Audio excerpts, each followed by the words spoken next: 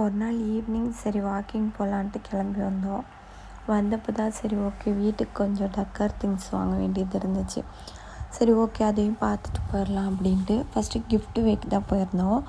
Gift வே நாங்கள் இருக்கிறதுலேருந்து ரொம்ப பக்கத்தில் தான் இருக்குது.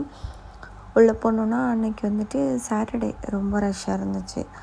அப்புறம் போய் கொஞ்சம் நேரம் பார்த்துட்டு அப்புறமா ஆர்டிஃபிஷியல் பிளான்ட்ஸ் வாங்கலாமா இல்லை நேச்சுரல் பிளான்ட்ஸ் வாங்கலாமா அந்த மாதிரி டிஸ்கஷனில் இங்கே சும்மா சரி ஓகே பார்த்து வச்சுருக்கலாம் அப்படின்ட்டு பிளான்ட்ஸ்லாம் பார்த்துட்ருந்தோம். அப்புறம் எனக்கு கொஞ்சம் பென் அந்த மாதிரி ஸ்டேஷ்னரி திங்ஸ் தேவைப்பட்டுச்சு, அதுவும் வாங்கிட்டு அப்புறமா கிளாஸ் இருந்த ஏரியா அப்படியே சுற்றி பார்த்துட்டு நமக்கு இங்கெல்லாம் சுற்றி பார்க்குறதுக்கே டைம் பத்தாது, அந்த அளவுக்கு திங்ஸ் இருக்கும்.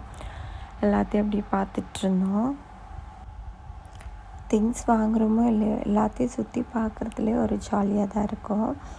எல்லாம் பார்த்துட்டு அப்புறமா ஓகே டே டு டேலையும் இங்கேயும் கம்பேர் பண்ணி லாஸ்ட்டு ஃபைனல் பண்ணி வாங்கிக்கலாம் அப்படின்ட்டு பிளான் பண்ணிவிட்டு இங்கேருந்து டே டு டே கிளம்பிட்டோம்.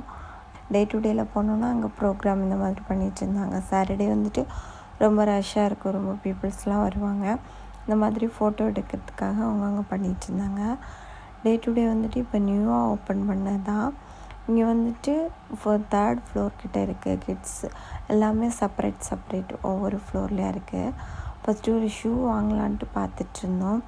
ஷூ வெரைட்டி ஃபுல்லாக இருக்குது. நமக்கு எதை எடுக்கிறது அந்த மாதிரி கன்ஃபியூஸ்ட் மைண்ட்லேயே நம்ம தெரியும்.